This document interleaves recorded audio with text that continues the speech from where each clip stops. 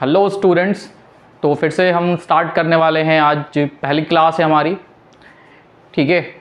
आज के लिए हमारी ये पहली क्लास है। तो आज हम स्टार्ट करेंगे। हमने लास्ट सेक्शन में देखा था आपका मोलारिटी तक। मोलारिटी के बाद में हमने मोल फ्रैक्शन की बात करी हुई थी। तो काफ़ी बढ़िया वीडियो सेशन रहा हमारा लास्ट वाला। इसके बाद से हम आगे उसको एक्सटेंड कर रहे हैं। हम लास्ट में मोल फ्रैक्शन हमने बात की हुई थी, मोल फ्रैक्शन हमारा कवर अप हो गया था। अब हम किसकी बात करेंगे? अब हम बात करेंगे मोल फ्रैक्शन के बाद नेक्स्ट कॉन्सेंट्रेशन टर्म अपने पास। तो नेक्स्ट कॉन्सेंट्रेशन टर्म की बात कर लेते हैं। ये किसने कर दिया कमाल। तो नेक्स्ट जो कॉन्सेंट्रेशन टर्म है अपने पास,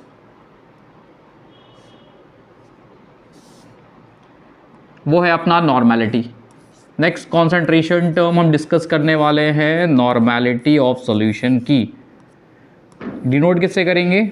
कैपिटल एन से डिनोट करते हैं। ये हो जाएगा अपना कॉन्सेंट्रेशन टर्म नंबर 9। नॉर्मेलिटी की बात करते हैं, ठीक है। तो नॉर्मेलिटी है क्या? तो नॉर्मेलिटी बेसिकली है क्या? आपका number of gram equivalent of solute dissolve per litre of solution. जैसे मोलैरिटी की बात करते थे तो number of moles of solute की बात करते थे। नॉर्मेलिटी की बात कर रहे हैं हम यहाँ पे। तो नॉर्मेलिटी को बेसिकली हम डिफाइन किस फॉर्म में करेंगे? तो normality is number of gram equivalent of solute, number of gram equivalent of solute dissolve per liter of solution, dissolve per liter of solution।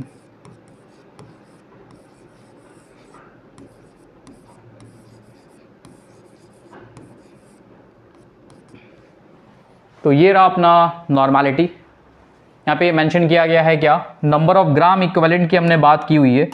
तो नंबर ऑफ ग्राम इक्विवेलेंट की हम बात कर रहे हैं यहाँ पे। अब देखिए नंबर ऑफ ग्राम इक्विवेलेंट है क्या? नंबर ऑफ ग्राम इक्विवेलेंट किसका लेना है? सॉल्यूट का। Dissolve per litre of solution. पर लीटर ऑफ सॉल्यूशन में जितने ग्राम इक्विवेलेंट होंगे किसके होंगे? सॉल्यूट के होंगे। पर लीटर ऑफ सॉल्यूशन में वो हो जाएगा अपना क्या? नॉर्मेलिटी। तो बेसिकली अगर आप नॉर्मेलिटी को डिफाइन कर रहे हो तो यहाँ हम इसको लिख सकते हैं capital N is equals to, formula क्या हो जाएगा? Number of gram equivalent of solute, number of gram equivalent of solute divided by volume of solution in litre. हम किसकी बात कर रहे हैं? वॉल्यूम ऑफ सॉल्यूशन की बात कर रहे हैं। और ये वॉल्यूम ऑफ सॉल्यूशन किस पे होना चाहिए? लीटर में होना चाहिए अपना, ओके। तो नेक्स्ट हम मूव करते हैं। अब इसमें देखिए फॉर्मूला हमारा क्या होगा? How will you calculate number of gram equivalent? ये कैसे कैलकुलेट करेंगे हम? तो इसको हम देखते हैं। Number of gram equivalent of solute कैसे फाइंड आउट करेंगे? तो ये हमारा नॉर्मेलिटी का फॉर्मूला हो गया। Number of gram equivalent of solute dissolve per litre of solution is called as normality. अब हमारा क्वेश्चन ये आता है कि हम कैसे कैलकुलेट करेंगे कि what is gram equivalent? Gram equivalent क्या है? तो देखते हैं ग्राम इक्विवेलेंट हम कैसे फाइंड आउट करेंगे। तो नेक्स्ट फॉर्मूला हमारे पास है how will you calculate number of gram equivalent. तो नंबर ऑफ ग्राम इक्विवेलेंट के लिए क्या फॉर्मूला है अपने पास? We are having given mass. अभी गिवन मास कहाँ से मिलेगा आपको? तो न्यूमेरिकल जो भी मेंशन करके देगा उसमें आपको मासेस गिवन होते हैं। तो given mass is divided by, given mass को हम किससे डिवाइड कर देंगे? गिवन मास को किससे डिवाइड कर देंगे? इक्विवेलेंट मास से। ये हो जाएगा आपका फॉर्मूला नंबर 2। फॉर्मूला नंबर 2 कह लो या आप कह सकते हो कि हम ग्राम इक्विवेलेंट कैलकुलेट करने के लिए हमने एक फॉर्मूला बनाया हुआ है। अब ये फॉर्मूला है क्या अपना? तो ये फॉर्मूला है अपना नंबर ऑफ ग्राम इक्विवेलेंट का, given mass divided by equivalent mass. ये हो गया अपना फॉर्मूला नंबर 2, ठीक है। आगे बढ़ते हैं। अब आगे हमारे पास नेक्स्ट जो क्वेश्चन आता है वो नेक्स्ट क्वेश्चन माइंड में क्या राइज होता है कि हम कैसे फाइंड आउट करेंगे इक्विवेलेंट मास, कैसे फाइंड आउट करेंगे। नेक्स्ट क्वेश्चन आता है कि how will you calculate equivalent मास। तो नेक्स्ट हमारा जो फॉर्मूला बनेगा, फॉर्मूला नंबर 3, वो है इक्विवेलेंट मास। Equivalent mass. अब इक्विवेलेंट मास क्या होता है? तो for calculating equivalent mass we have to use molecular mass और simply you can say molar mass. इसकी बात कर लेते हैं तो यहाँ पे हम ले लेंगे मोलर मास, और मोलर मास को डिवाइड किससे कर देना है, n फैक्टर से डिवाइड कर देना है। तो molar mass divided by n factor, ये हो जाएगा फॉर्मूला नंबर 3। तो फॉर्मूला नंबर 3 की हम बात कर लेते हैं। अब इसमें है क्या, ये फॉर्मूला नंबर 3 हो गया अपना।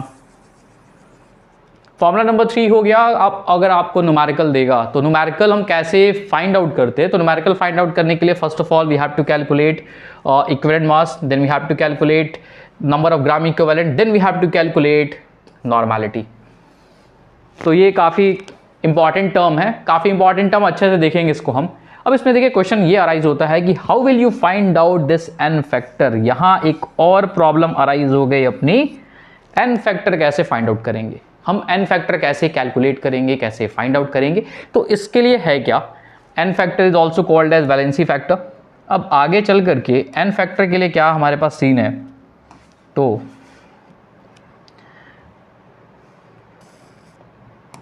n फैक्टर के लिए क्या सीन है वो देखते हैं हम। ये हो गया अपना बाउंड्री, अब बाउंड्री के इधर हम पढ़ेंगे n फैक्टर।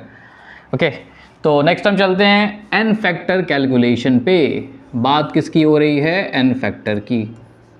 अब n फैक्टर इंपॉर्टेंट है अपना, how will you calculate n factor, n factor कैसे निकालेंगे। तो सपोज आपके पास कोई एसिड है, तो फॉर एसिड्स अगर हम बात कर लेते हैं, तो फॉर एसिड्स ये वैल्यू हमारी कैसे निकलती है। तो एसिड्स की अगर आप बात कर लो, एसिड्स में मान लीजिए आपके पास एसिड में आपको गिवन है, क्या गिवन है एसिड्स में, फॉर एग्जांपल हम अर्हेनियस एसिड्स ले लेते हैं, HCl ले लो आप, H2SO4 ले लो, HNO3 ले लो। तो एसिड्स में मान लीजिए हमने ले लिया यहाँ पे HCl ले लिया। अब HCl की अगर आप बात करेंगे तो ये डिकम्पोज होकर बेसिकली क्या प्रोवाइड करता है हमें, HCl डिकम्पोज होकर बेसिकली प्रोवाइड करता है हमें H+ एंड Cl-। तो नंबर ऑफ रिप्लेनिशेबल H+ इज 1, या सिंपली आप ये कह सकते हो कि H पे जो चार्ज कंटेंट है वो कितना है, 1 है। Cl पे भी उतने ही चार्ज कंटेंट है, 1 यूनिट चार्ज है जो कि नेगेटिव है। तो यहाँ HCl की अगर हम n फैक्टर की बात कर ले, n factor for HCl will be 1। Similarly अगर आपके पास HCl के बाद आपको दे दे सल्फ्यूरिक एसिड, अब सल्फ्यूरिक एसिड किस में डिकम्पोज होगा स्टूडेंट्स, तो सल्फ्यूरिक एसिड अपना डिकम्पोज किस फॉर्म में होता है, तो यहाँ होगा सल्फ्यूरिक एसिड डिकम्पोज 2H+ में और SO4 किसमें, माइनस में। तो यहाँ आप देख सकते हो कि आपके पास टोटल चार्ज की अगर हम बात कर लेते हैं, तो टोटल चार्ज अपन के पास है कितना, टोटल चार्ज कितना है 2 से अगर आप +1 को मल्टीप्लाई कर दोगे तो विल हैव +2। यहाँ टोटल चार्ज अपने पास कितना है, +2 है।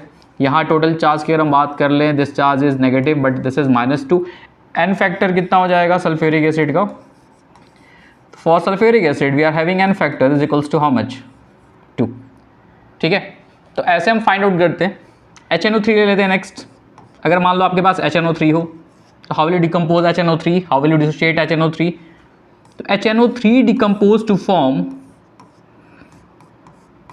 Dissociate to form, better to use dissociate. तो dissociate to form H+ and NO3 negative. तो यहाँ अगर हम बात कर लेते हैं, अगर आपको यहाँ पूछ दे n फैक्टर कितना होगा, तो n फैक्टर कितना होगा, 1 होगा। ठीक है, तो ये तो एसिड्स की कहानी होगी। बेसिस की बात कर लेते हैं, फॉर बेसिस। तो बेसिस की क्या कहानी है, अगर हम बेसिस की बात करते हैं तो बेसिस में होता क्या है। अब बेसिस में आपके पास सबसे बेस्ट बेस क्या है आपके पास, जो कि सबसे ज़्यादा याद रहता है अपने को, वो याद रहता है NaOH। अब इसकी बात कर लेंगे आप, तो this dissociate to form Na+ and OH negative. अब इसके लिए कलेक्टिवली n फैक्टर की वैल्यू कितनी हो जाएगी, 1 हो जाएगी। तो बेसिस में हम ऐसे कैलकुलेट करते हैं, वीक बेसिस NH4OH की बात कर लें, वहाँ भी आप ले सकते हो n फैक्टर कैलकुलेशन। तो मान लीजिए आपके पास इस बार बेस NaOH ना दे करके हमने बेस दे दिया NH4OH।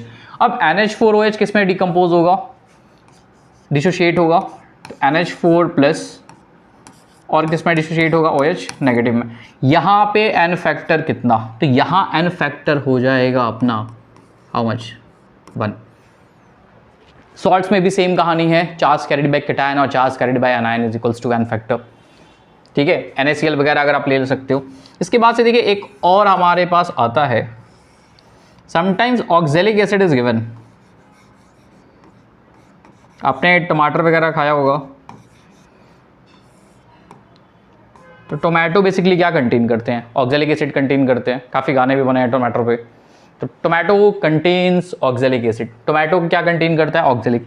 अब इसकी बात कर ले तो this one is our oxalic acid, this is oxalic acid, dicarboxylic acid, ठीक है, हाइड्रेटेड फॉर्म में होता है।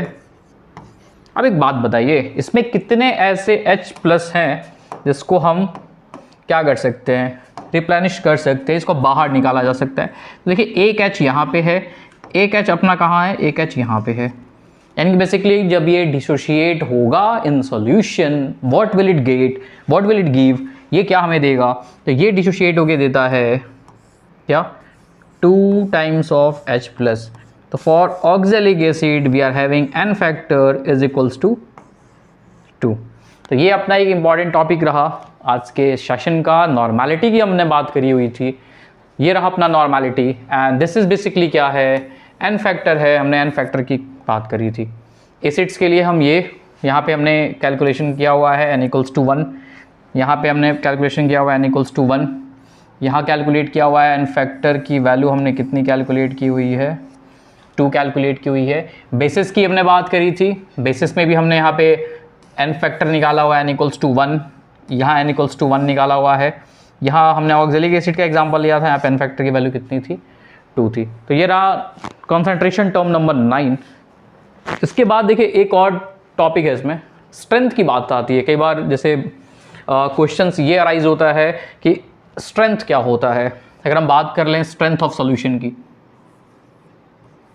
समटाइम्स आपको बात करेगा स्ट्रेंथ की, sometimes it will ask strength. और स्ट्रेंथ हम किसकी फाइंड आउट कर रहे हैं, we are finding strength of a solution.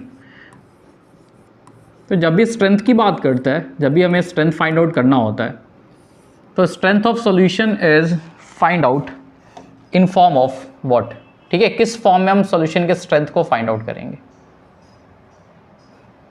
ये रहा अपना स्ट्रेंथ ऑफ सॉल्यूशन। अब देखिए सॉल्यूशन की बात कर रही है स्ट्रेंथ की, स्ट्रेंथ का मतलब कितना ताकत है, आपकी कितनी स्ट्रेंथ है, इससे कोई फर्क नहीं पड़ता है। हमें पढ़ना क्या है, सॉल्यूशन का स्ट्रेंथ। अब सॉल्यूशन के स्ट्रेंथ की बात कर रहा है, सॉल्यूशन का जो भी स्ट्रेंथ होता है बेसिकली इसको हम रिप्रेजेंट किस फॉर्म में करते हैं, तो सॉल्यूशन का जो स्ट्रेंथ है this is represented in form of gram per litre, gram per litre में, या फिर this is called as gram litre inverse. Read तो वैसे ही करते हैं, ग्राम पर लीटर और gram litre inverse. Molarity, molality is a concentration term. यहाँ हम बात कर रहे हैं किसकी, स्ट्रेंथ ऑफ सॉल्यूशन की। तो जब भी स्ट्रेंथ ऑफ सॉल्यूशन की हम बात करेंगे तो हम इसको फाइंड आउट किस फॉर्म में करेंगे, हम इसको फाइंड आउट करेंगे ग्राम पर लीटर में, ग्राम लीटर इनवर्स में फाइंड आउट करेंगे। अब देखिए एक बात बताइए, अगर आपको मोलारिटी पता हो तो आप स्ट्रेंथ कैसे फाइंड आउट करोगे। If molarity is given, how will you find out the strength of a solution, solution का स्ट्रेंथ कैसे फाइंड आउट होगा, क्वेश्चन इज दिस, ठीक है। और एक बात हमेशा याद रखेंगे कि जब भी स्ट्रेंथ की बात करेगा तो हम इसको फाइंड आउट करेंगे ग्राम पर लीटर में, ग्राम पर लीटर में इसको हम क्या करते हैं, फाइंड आउट करते हैं। इसको नोट करिएगा।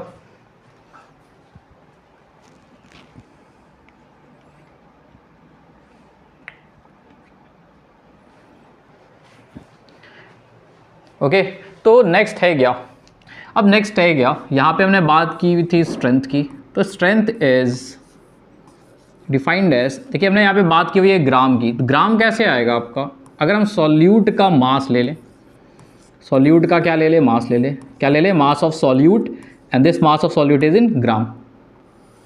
डिवाइड किससे कर दोगे आप, यहाँ पे वॉल्यूम लेना है, you have to keep the volume, आपको लेना क्या है, वॉल्यूम ऑफ सॉल्यूशन, और ये वॉल्यूम ऑफ सॉल्यूशन किस में होना चाहिए, लीटर में होना चाहिए। नेक्स्ट, ये रहा अपना strength, mass of solute divided by volume of solution in litre.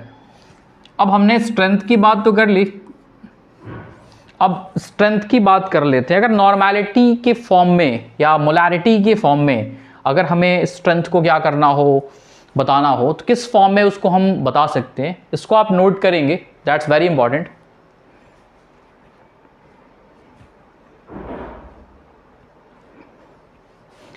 इसमें देखिए दो टॉपिक की हम बात कर रहे थे। दो टॉपिक में क्या हम बात कर रहे थे कि how will you express strength in form of molarity, how will you express strength in form of normality. तो यहाँ पे समटाइम्स स्ट्रेंथ की बात करता है, इफ मोलैरिटी इज गिवन, हम फॉर्मूला कौन सा अप्लाई करेंगे, तो strength is equals to molarity into, हम बात करते हैं किसका, मोलर मास ऑफ सॉल्यूट का। किसकी बात करते हैं, मोलर मास ऑफ सॉल्यूट की बात करते हैं। किसकी बात करते हैं, मोलर मास ऑफ सॉल्यूट की। एक फॉर्मूला अपना ये हो गया, if molarity is given you will find out the strength easily. Second is strength of solution in terms of normality. तो strength of solution in terms of normality is strength is equals to normality, और normality लेंगे तो यहाँ क्या ले लेंगे हम, equivalent mass of solute.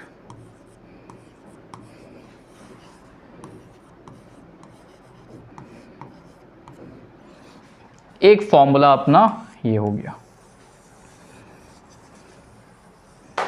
इसके पहले वाले सेक्शन में हमने देखा ही था कि हम कैसे इक्विवेलेंट मास क्या कर रहे हैं, फाइंड आउट कर रहे हैं। तो ये रहा अपना total concentration terms, mass percentage, volume percentage, mass by volume, ppm, PPB हमने देखा, मोलैरिटी देखा, मोलालिटी देखा, नॉर्मैलिटी भी देखा हमने, नॉर्मैलिटी मैन फैक्टर देखा कैसे फाइंड आउट करना है, इक्विवेलेंट मास कैसे फाइंड आउट करना है, and lastly we are having what, strength of a solution. Sometimes strength is asked, कुछ समय पे हमको स्ट्रेंथ भी पूछा जाता है। तो स्ट्रेंथ फाइंड आउट करने के लिए हम क्या फॉर्मूला अप्लाई करेंगे, मास of solute in gram divided by volume of solution in litre. तो ये रहा हमारा स्ट्रेंथ। मोलैरिटी के फॉर्म में भी हमने यहाँ पे लिखा हुआ है molarity into molar mass of solute. Normality के फॉर्म में भी लिखा हुआ है strength is equals to normality into equivalent mass of solute. तो इस तरीके से हम स्ट्रेंथ क्या कर लेते हैं, फाइंड आउट कर लेते हैं। नॉर्मैलिटी में भी है, आगे हम पढ़ेंगे इंटर रिलेशन। नेक्स्ट सेशन में हम देखेंगे कि क्या इंटर रिलेशन है मोलैरिटी, मोलालिटी का, मोल फ्रैक्शन का, मोलालिटी का, नॉर्मैलिटी का, मोलैरिटी का। ओके, और कुछ न्यूमेरिकल प्रॉब्लम्स भी हम क्या करेंगे नेक्स्ट वीडियो लेक्चर में सॉल्व करेंगे। तब तक के लिए धन्यवाद।